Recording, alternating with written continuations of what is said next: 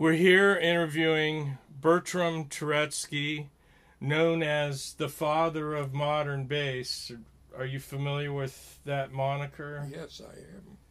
And we can talk later about why you've got that moniker. But in preparation for this, I watched an interview, a similar type of interview on YouTube with you. And the thing I wanted to know, I wanted to elaborate on some of those themes.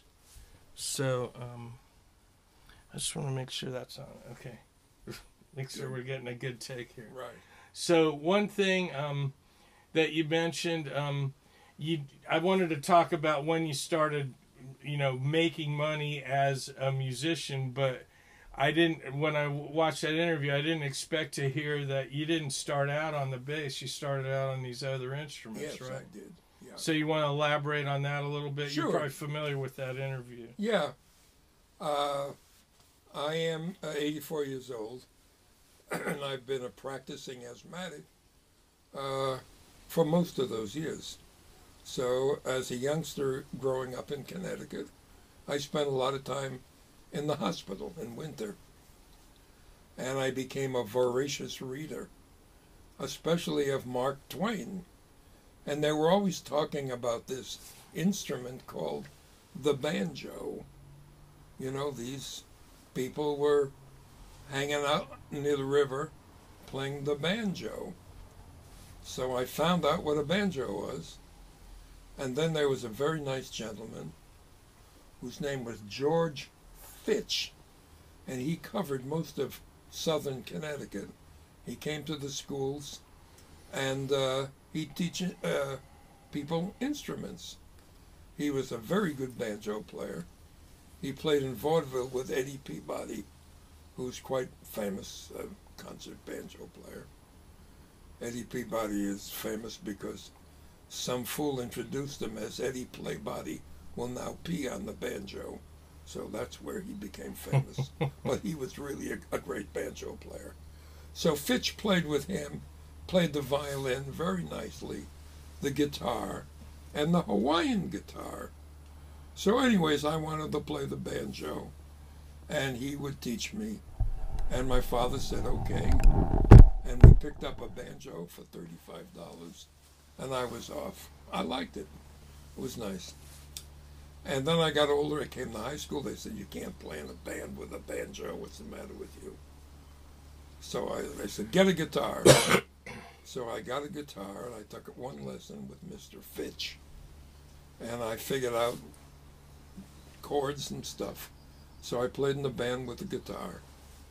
And then I began to hear some of the early jazz players that used to be on the radio coming out of New York. A program called This Is Jazz. Theme song was Way Down Yonder in New Orleans. And Rudy Blesh, who wrote about jazz quite a bit in those days. He brings all these people together, and they broadcast from Town Hall. And I heard these bass players, and I heard the excitement of that music. And somehow it grabbed me, and I thought I wanted to play the bass and be in the middle of a band playing this exciting music. When they played the banjo, I played in a Polish band, and we played Barracks, which is a 3/8 dance, and polkas and mazurkas and all kinds of stuff. But jazz just got me. And Did you ever play klezmer music around that time? No, I didn't. And that came later, in fact. I did, when I graduated from music school and was a young professional in Hartford, Connecticut, I began to play with a Greek band, so I learned that music. And I remember a couple jobs that I led with a very fine violinist, and we played some Jewish music, but it wasn't really, in the style. So, but back to when you first switched over to the bass, So there was a first instrument and a first teacher and Yeah. things like that. Yes, they were good. I was lucky. Got good teachers. So what kind of bass was it that you first got? You would probably call it a crap bass. $50 worth of bass. And So something like a K plywood bass? no, or something? it was a carved bass. But I mean, I'm 84, so it was years ago. You didn't pay too much for a wood bass, and it wasn't great. And I think I sold it for $200.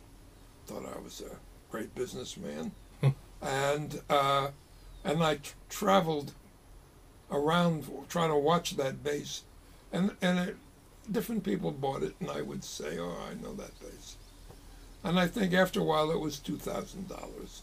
Wow. But those were the days when you didn't pay much for instruments or a lot of other things. And around that time you found a teacher too? Yeah, a guy was going to music school in my hometown. He would come home weekends, and he gave me some lessons. And then I decided I wanted to go to music school, and my mother was not too excited. My mother came from Poland with her passport, and Jewish lady from Poland came with her family, learned English, met a very handsome Jewish American man, my father, and they married, and they had myself and my brother. But she was very concerned with her background in Europe with security.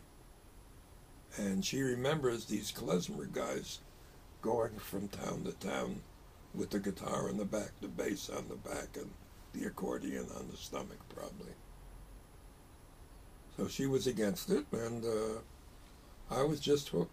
These traveling minstrels. Yes. Yeah, they called them klezmorim.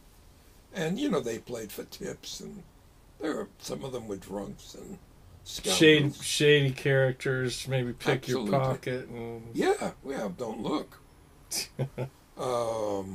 So she said, no, my son can't do that. So I said, well, I'm going to be a musician. I'm going to be a good one. So my father said, don't listen to your mother. Follow your heart. And that's what I've done for the rest of my life.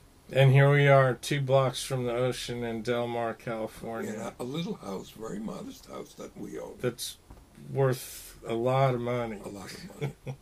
But I was never interested in money. The myth about you want to find a man who knows about money. Especially for young girls, they want to marry a Jewish guy because they know all about money. Not true. I don't know anything about money. But I worked hard. I promised I would work hard. That was the Boy Scouts thing. And so was Mr. Walter, that was the guy's name, was he your first teacher in college? Oh, no. I had one guy who was a high school teacher.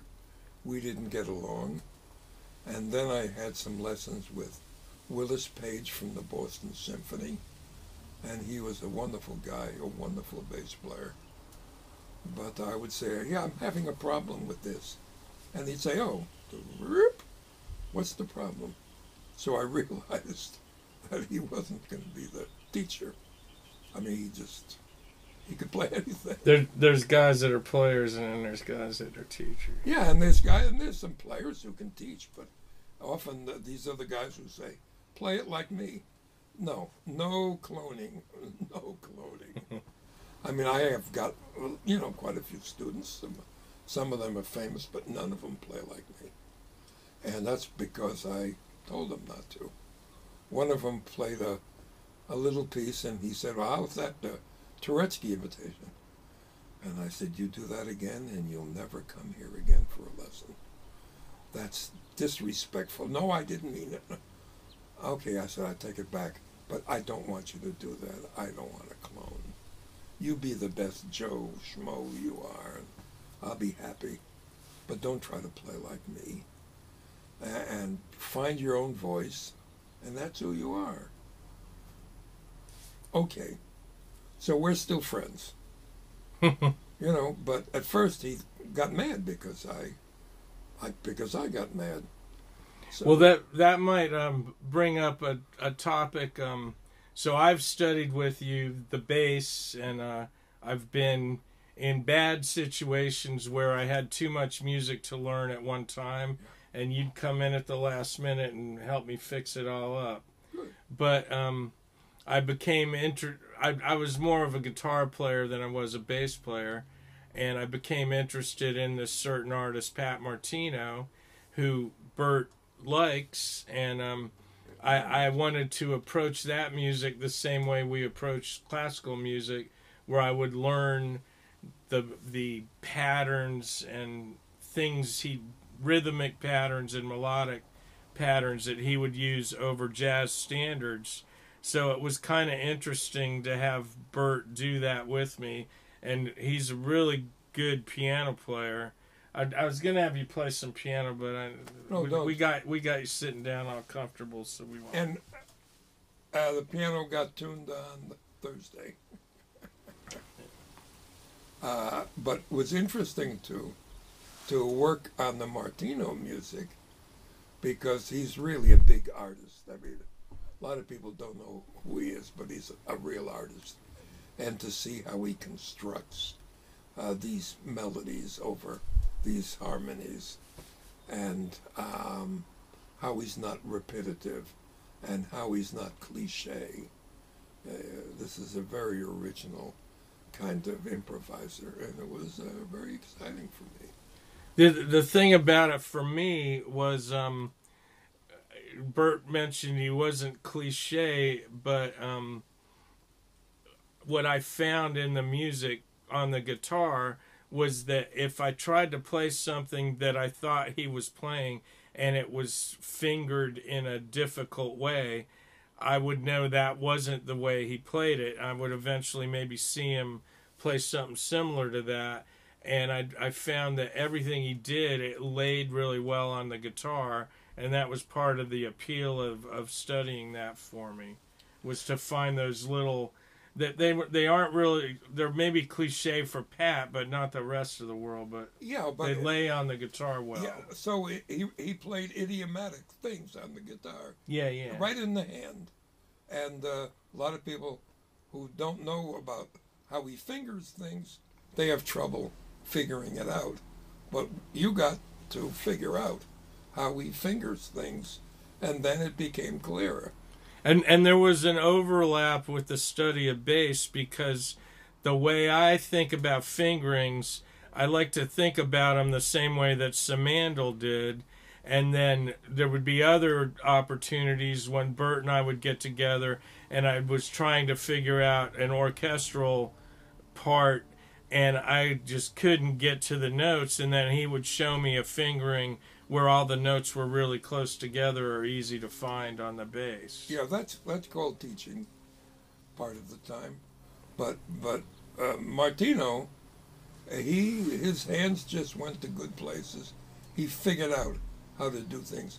Or as one of the old Russian bass players I knew used to call, he fingered it out. Yeah. I told somebody that line last week. You were the one that gave me that line. Oh, good. Well, I was working on something with my teacher, and I said, yeah, I see what you're doing, but I need some time to finger it out. Yeah. And I don't, she didn't find that as humorous as I did. Well, but this is Berkeley? Yeah. Okay. But this is a different teacher that we're doing this for. Yeah. There was something else. I wanted to talk about that. After we did this for quite a long, I think it was a year that we worked on it, Pat Martino happened to come to San Diego, and we both went, and I introduced Bert to Pat, and I warned Pat that I was bringing this heavy cat to come see him, and there was a guy from the newspaper he wanted to meet too. But when he met Bert, I've talked to him about it years later, and he says, yeah, how's that guy doing? He only met Bert for like 5 minutes, but he felt the vibe, man. Well, that's very, very flattering. And flattery will get you almost everywhere. So in this other interview, you mentioned a guy named Procaro that Yeah, you... Joe Porcaro. And this person, I believe, is the father of the Porcaro brothers that we know of in the rock music thing. That's correct. And did you ever get to know those guys or play any rock stuff with guys up in L.A.? Oh, no. Joe and I played a lot with an office in Hartford. And the way it would work, Monday morning, you'd call up. Hello, Bertram Turetzky here. What do you got? Well, Friday night, blah, blah. Saturday afternoon, Saturday night, and Sunday night. Send me the details and a uniform, and I'm okay. So Joe and I worked with them. And it was a commercial office. But they had a lot of old guys, and you had to know tunes. Mm-hmm. So we got to be friendly, and at one point... So you were like a session jazz guy in the Northeast area? I was a go-to guy, because I could play jazz, I could play shows, I played the opera, and I played the symphony. So I was a guy who could do most anything you call me, and I can do it. And this is in the Connecticut. Hartford, Connecticut. Yeah. So Joe and I had a friend whose name is Dave Mackay, who's a wonderful pianist, a blind guy, and we put together a trio. Dave sang beautifully, and he knew all the Frank Sinatra tunes that were big of the day, and a great jazz player. He studied with Lenny Tristano, the Lenny Tristano. So we went to New York and we did at least one audition, and the guy said, "You guys are terrific. Who does the comedy?" I said, "We don't do comedy. You got a lady who doesn't wear too many clothes?" I say, "No, we don't have a lady who doesn't wear too many clothes and sings. You got a tenor player who walks the bar?" I said, "We're not that kind of band." "Well, look, you guys are terrific. If you want to travel around America for the next 10 years or so and make $200 each a week, I can set you up, but I think you're too good for that. Go home and see what you can do, in Hartford." So we were crestfallen, as I remember, and I thought, well, this isn't going to work, playing jazz and playing sort of sophisticated, swing versions of pop tunes and stuff. So I got it deeper into the symphony music and deeper into teaching. And then every once in a while, Leroy, something happens and it's like an epiphany or a light bulb moment, as they say. And one of my friends in music school killed himself. Now, I got very upset because Nicholas was a very nice guy, very shy, like me, came from a small town. We met the first day in music school and became friends. So I asked the family, I guess the sister spoke English, and I said, "What did he do that for?" She said he was a composer, and no one wanted to play his music. That's terrible. So I said, "Do you have any of his music? Does any of it have bass parts? I'll play it." So they gave me some music, and I got a group together, and we played it in a big concert in Hartford, and the family came, and there was a lot of crying. Mama was very upset. She said something like, "I know Nicholas was talented, but I didn't know he was that kind of poet." So I thought, I've done something good on a musical level, but I've also done something good on a sociological level. These people now are a little more, they're cooler at least, and they know that their son was very good. So I looked around and I said, I want to play solos. I don't always want to play backup or play in a club. So I realized that I needed music to play, and composers needed performers to play their music. So we could make some kind of arrangement. And it became a thing with me. So composers started to write music for me, and I started to play it. And then people would say, I remember somebody sending me some music and said, Gunther Schuller said, you can play anything. So here's my music. If you can, I'd really love it. Some of these guys who sent music to me or came to me and said, I'd like to write a piece for you.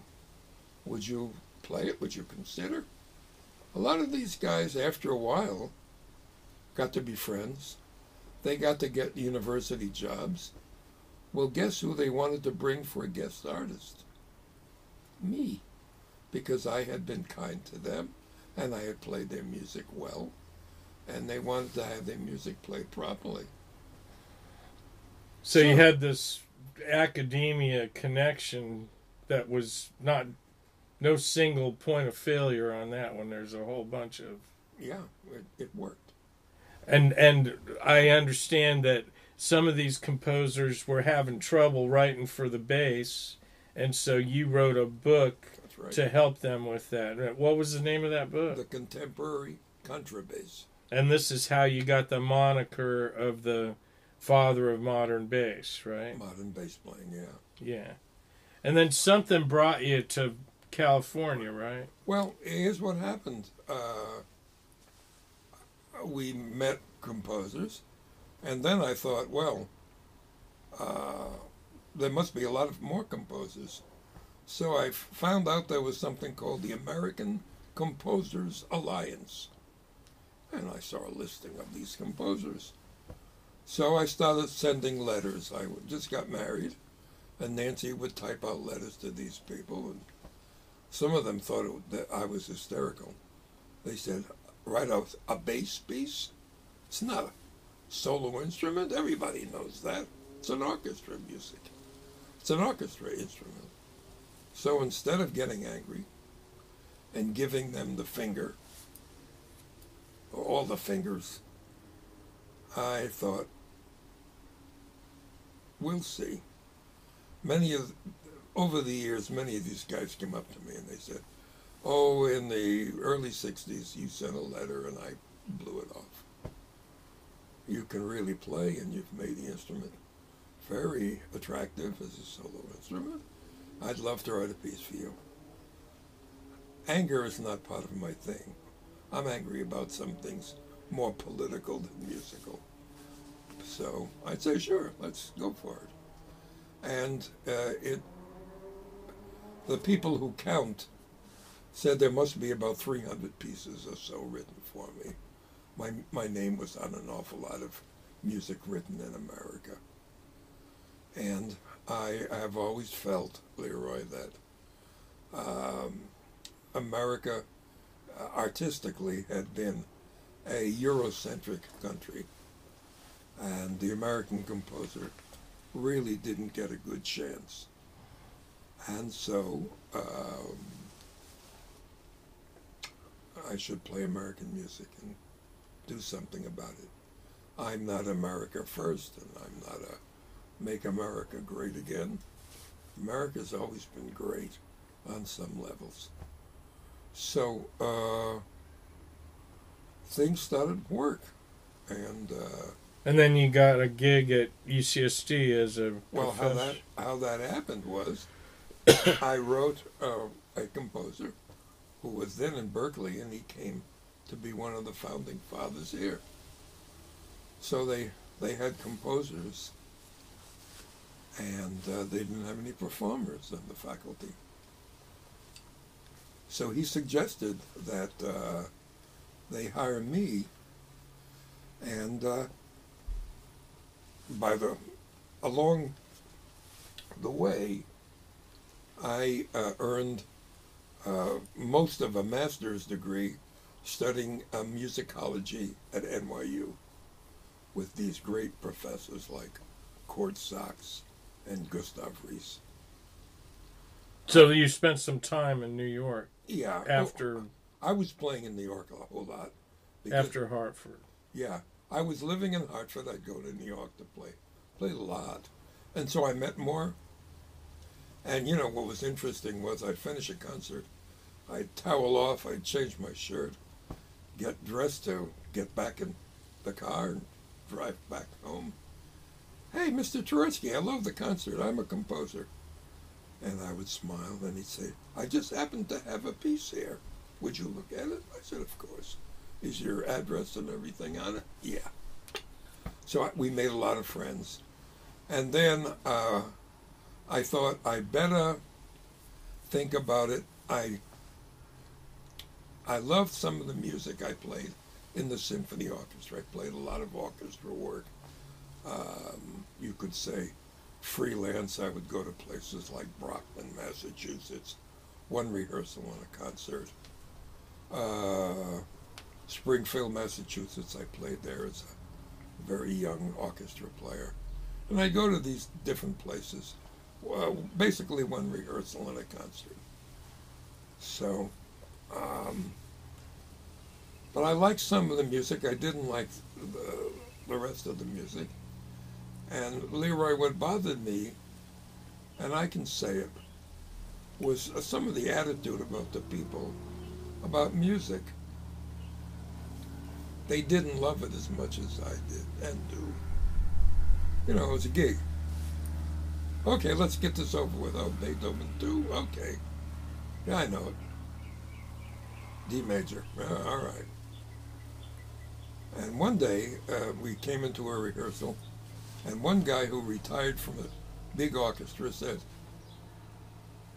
he looked at his watch and he said, how long until the end of the season?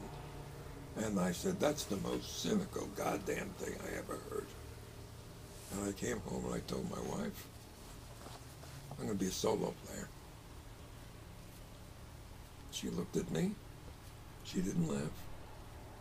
She said, and how are you going to do it? I said, I don't know, but I think I'm on the way. 1964. Were you alive? Yeah, barely. See? I hired a hall in New York, the Columbia Hall, on 59th Street across from Carnegie Hall. And I brought a concert, brought my friends from Hartford. We played a debut concert. I was promised a review. I got a couple of reviews, very good reviews. And I played some of the music written for me. That was unheard of. I played a piece with electronic sounds in 1964. That was a big deal. That was really avant-garde. That was. Was it like a Moog synthesizer? Or? No, it was even better. It was better. It was from the Columbia Princeton Electronic Studio. It was a little more sophisticated than Bob Moog. Did it have a keyboard?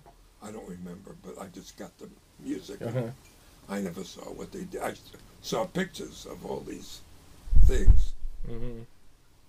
And the concert went very well, and it was very applauded, and I got a lot of... Was there good attendance? It was packed. Wow. Fred Zimmerman, who was the bass teacher at Juilliard, brought 25 bass players from Juilliard, and he loved it. And a lot of composers were there. After the concert, we stayed at a friend's house, some of the players, and we were waiting for the crits to come out and see how we did. I didn't think I was so committed. If they say I'm terrible, would I still have my job in Hartford? Would it, would it be no, but they were very laudatory. And so I came back to Hartford, and I had made a New York debut, which in the 60s and the 50s, if you wanted to be a solo player on any instrument, you had to run the gauntlet in New York. So I ran it and did okay. And the same year, a friend of mine, Barney Childs, the composer, who I had known since about 59, said, oh, I'm going to make a record of your playing. So let's play some of the music written for you. And that was my first LP. And, what was the name of that? a recital of new music.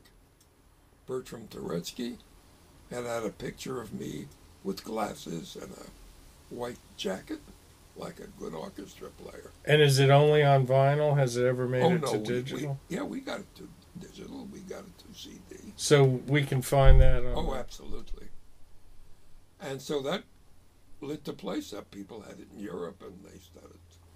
So a career started, and when they were starting this department here, they said, well, we got to have some performers, and also Turetzky has a degree in music history, and he studied musicology, so he could help us with this. Because the University of California system was really based on music theory. They didn't want to get their hands dirty with conducting and playing, so they'll tell you the theory. And a lot of them were not composers, but theorists, which I found bullshit. I gotta say. And then they'd have the historians. So if you have musicologists and theorists, you don't have any music making. So the guys at UCSD said, no, we're going to have composers and performers. So it rounded out the UC system. Well, we were the radical system, and I think I think we're probably still the radical. They are, because I've been out for a while. So I got to They have a similar thing in Florida where the school in Tallahassee that used to be the woman's college is more known as the music school, and Gainesville is more of a football school, you know. And FSU is the big football school, right? Well, Florida State. Yeah, and it's big for football, but that's the one in Tallahassee that also has the music stuff. Yeah. And it also was the former women's college, so I know some, back in the day when I was going to college down there, I knew a guy that was going there, and he was like having a great time because it was 5-to-1 women to men in that city, because all of these Southern belles sent their daughters to the same school that they went to. Well, I visited my son Mark at FSU, and there were a lot of Southern belles there too, I must say. Yeah. But it was all good. It was all good. And it worked out nicely at UCSD. I've had good luck with students. Nathan East still proclaims that I was his teacher and tells everybody, even though he plays the bass guitar. Yeah, and there's that girl that played with Michael Jackson, the guitarist. Battier. Jennifer Batten was in one of your music history classes. Yeah, she was, absolutely. And Mark Dresser, of course, who's taking my job. He's got an international career. Bob Magnuson. Right. Rob Thorson, who played with Sarah Vaughan, and Rob Thorson, who's pretty well known around town here. Yeah, these are very good players, and I was fortunate to have them as students. One of my students was a German national, and he still plays in the Vienna Philharmonic. He's going to come see me in July. I taught in Australia, and I have some former students in orchestras there. I have some German ladies. Gunnar Biggs. Yeah, he studied with me when he was in high school. And Gunnar has gone on to play with that famous drummer, what was his name? Buddy Rich. Buddy Rich. So didn't Magnuson. Yeah, both of those guys did. Yeah. But I think Magnuson, it's probably a bigger deal being a bass player with Sarah Vaughan, but he's played with other big people too. Oh, he played with everybody. Yeah. And he's just about one of my real top favorite jazz bass players. Yeah. But he started with the French horn, so he has a melodic sense. So Bert and I get together every once in a while, and we go to things like going to see Mundell Lowe play somewhere with Bob Magnuson or Rob Thorson. And these are top-notch players, so it's always fun to go do that. Yeah. So I think that's about as much of your time as I want to take. That's perfect. That's perfect. And I think it's a good addition to the other interview that was done. That's a little different, sure. Yeah. There were a couple of big, long ones. Robert Bush did a real long one. Oh, I'll have to check that out. Yeah, it's a good one. He did some homework, and it was good. Robert Bush is a local writer who we actually mentioned in this conversation earlier. He was the guy from the local paper, The Reader, that came to meet Pat Martino, and I made sure that they met each other. And one thing about Robert that I admire is we went to see somebody who was really famous a while back, and the person was not swinging all that great, and I was really disappointed because they had this huge reputation. And Robert actually wrote that in the paper. It wasn't all, selling CDs and selling whatever they can. He actually had an opinion that it wasn't like saying something terrible about this person, but he called it like he heard it, Sure. Well, that's what I like about Robert. And one of my CDs, I forgot which one, but he thought it was the top jazz CD of the year. Oh, boy. So that was nice. That's good. I don't do recording because I want people to say, I want it as a document of what I do, what I love, and what I believe in. And then someone will hear it and they'll say, oh, Bert Turetzky. Oh, yeah, I know that book. And I know some of the CDs. Yeah, that's good. I like it. Fine. That's leaving a footprint. So if I were to pick a tune that you've recorded that I could find on YouTube or something like that, I know your Mingus tune, your student has that up on that guy that recorded it. It's up on YouTube. Is that the Frank Proto piece with narrator, Chuck and myself? Yeah, it isn't you playing it though. It's the kid. It's the kid playing it with the. I think he had an electric kind of bass on it. No, there's one. There's a.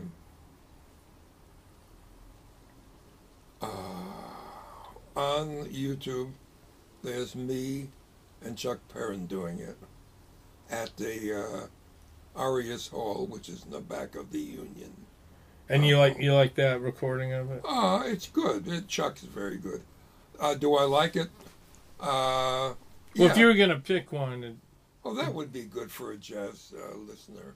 But what would be good for a Bert Turetzky listener? Well,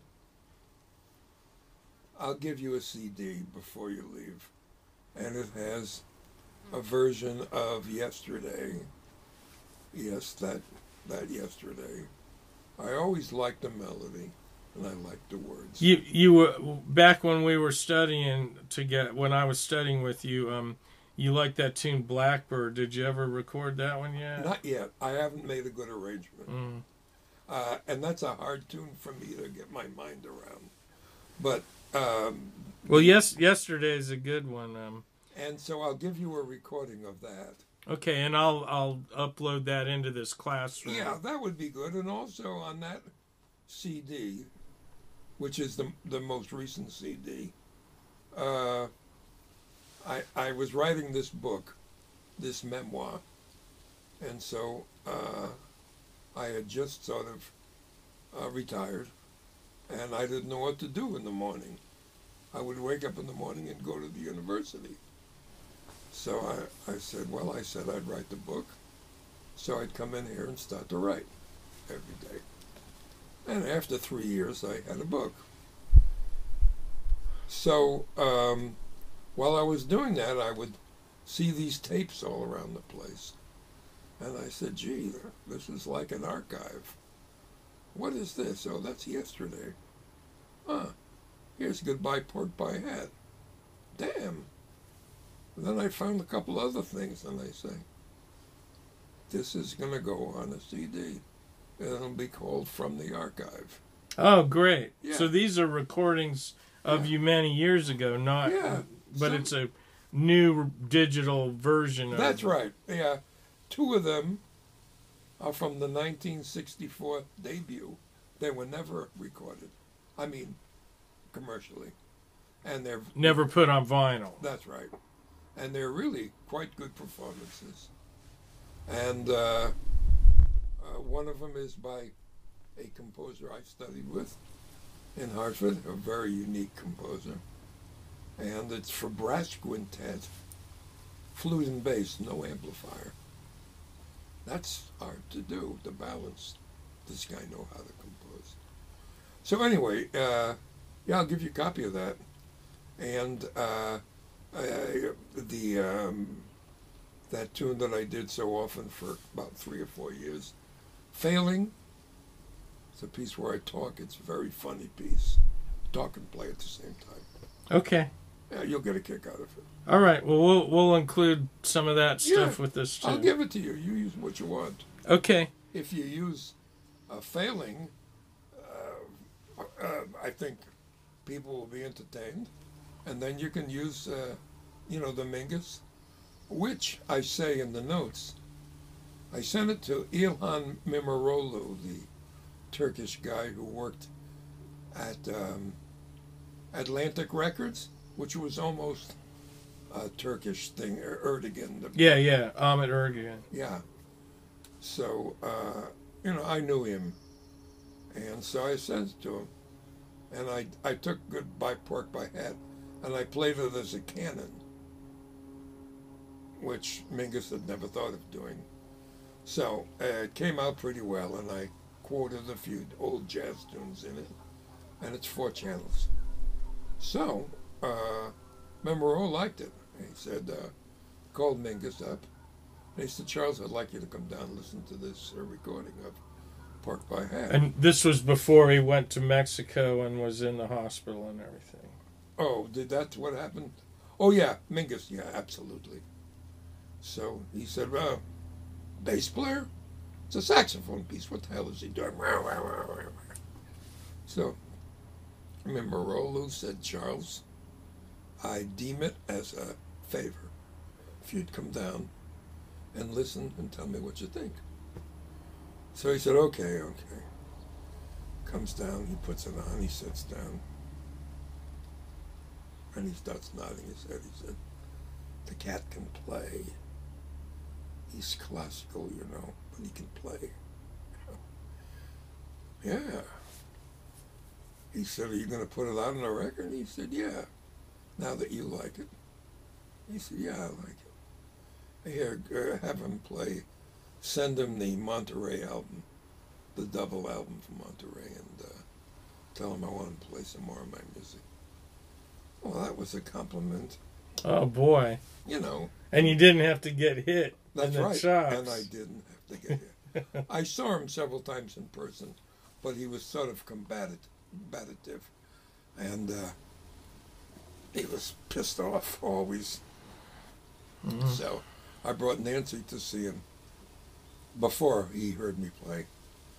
And she said, why aren't we coming down front? You know him. I said, yeah, I know him. You'll see why we're sitting in the back. So she's sitting there, and she says, it's good. All of a sudden, he pulls the trumpet out of Booker Little's mouth. I mean, something could have happened. Mm-hmm. Not now, man. Right? She looks at me. Ooh. Then he grabs the ride cymbal on Danny Richmond's set and almost pulls it off. She said, I see why we're sitting here, dear. It's all right. And I said, we're not going to visit with him after the set because he'll still be pissed off. And so anyways, the record came out on Atlantic? Yeah, they called it Finadar. It was mostly modern music. So you use the term, we'll close with this. Yeah. You use the term, they called you a classical guy. And when I've studied with you, we would talk about things, and I'd say, well, we're working on this jazz thing, and I'd say, this guy's a legit player or this guy's a jazz player, and you weren't really crazy about that term legit. I don't like but the music you play, when you talk about classical music, it's a period, and it's also like kind of a genre where you could include romantic music and Renaissance music. So it's like what I call now European concert music. So That covers it. But the thing about the music you play, it's American That's right. music, and it's I would, if you were going to use terms that wouldn't pigeonhole it into legit or whatever, you'd use the term American art music along the lines of Copland and Gershwin, and then what you do though is more chromatic than that, and more avant-garde, which is a terrible word, but So if you were going to call the genre you're known for, which isn't tunes like Yesterday and Blackbird, what would you call that kind of music? New music. New music. And with an American bias, which I don't apologize for. I'm an American. And my first teacher would call things that were in that classical category, like romantic music and Renaissance music, art music, Fine. as opposed and mainstream music, as opposed to pop music and folk music. That's fine. That's fine. But it's new American music. New American music. And I like it. And how many times have people, give you an example, I'm playing in Hartford with a famous young harpsichordist, and we're playing along, and suddenly he says, "Excuse me, bass player, do you play jazz?" In those days, I got my chip on my shoulder, jumped up. I said, "Yes, is there a problem?" He said, "No, I think it's wonderful. You have a sense of forward motion. You call it swing. I call it forward motion. That makes it wonderful to play this." He played a concerto by Carl Philipp Emanuel Bach. And he took me to lunch. He was so excited. He said, "I wish the rest of you would play like this man is playing." I started to say, we got something here. And a lot of American players, people come to Europe, and they would say, "Well, you play jazz too, don't you?" I said, "Yes, of course. I'm an American." And they can feel it. They can feel it. That's great. So? That's a good place to close, too. Yeah. Thanks a lot. Oh, you're very welcome. Let me get that CD.